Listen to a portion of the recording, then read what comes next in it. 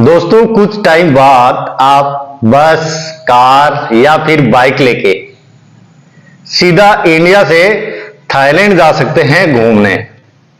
ये बहुत जल्दी मुमकिन होने वाला है क्योंकि एक ऐसा हाईवे बनकर तैयार हो रहा है इंडिया टू थाईलैंड, जिसके बाद हमें किसी भी तरह की कोई फ्लाइट टिकट नहीं खरीदनी पड़ेगी। हम अपने दोस्तों के साथ या तो बस की टिकट या फिर अपनी कार लेकर हम थाईलैंड पहुंच सकते हैं और वहां घूम सकते हैं, मजे कर सकते हैं। दोस्तों ये बहुत ही तगड़ा प्रोजेक्ट है जो 2014 में स्टार्ट हुआ था, लेकिन अब कंप्लीट होने के कगार पर है।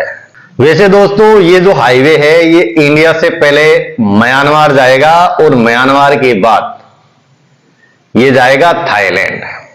और इस हाईवे की जो टोटल दूरी है वो है 1400 किलोमीटर।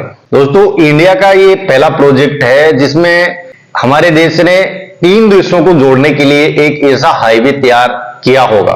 वैसे इस राजमार्ग के बनने से ना केवल 3 देश आपस में जुड़ेंगे बल्कि हमारा जो दक्षिणी पूर्वी एशिया है उनसे हमारे संबंध मानो कि जैसे शिक्षा के मामले में हो, व्यापार के मामले में हो या पर्यटक के मामले में हो, इन सब के साथ हमारा कनेक्शन बेहतर होगा और इन तीनों देशों की जो सांस्कृतिक विरासत है आपस में साझा करके हम पड़ोसियों के साथ एक अपनी अच्छी दोस्ती कायम करेंगे। दोस्तों अगर इस हाईवे के रूट की बात करें तो इस हाईवे का जो अधिकतर हिस्सा है वो है भारत में और जो सबसे कम हिस्सा है वो है थाईलैंड में। और इस हाईवे की शुरुआत होगी पश्चिम बंगाल के कोलकाता से।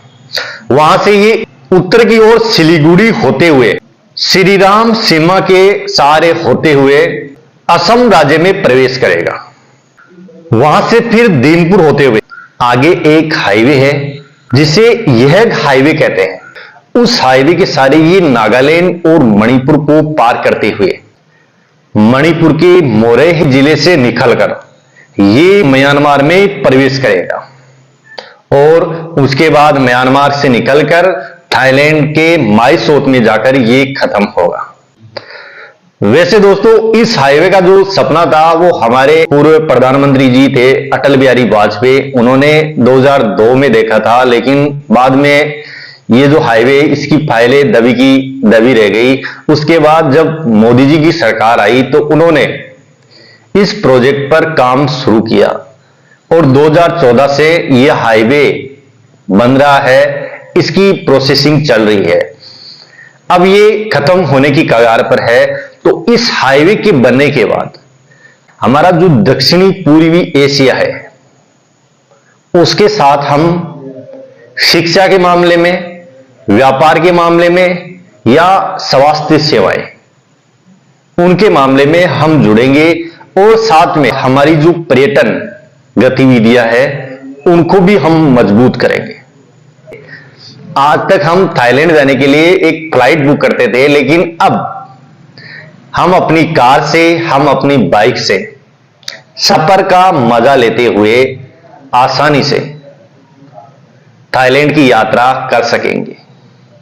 तो दोस्तों ये था भारत टू थाईलैंड राजमार्ग जो बहुत जल्दी बनकर तैयार हो रहा है। तो इस वीडियो में बस इतना ही, बाकी हम फिर मिलेंगे किसी नए टॉपिक के साथ।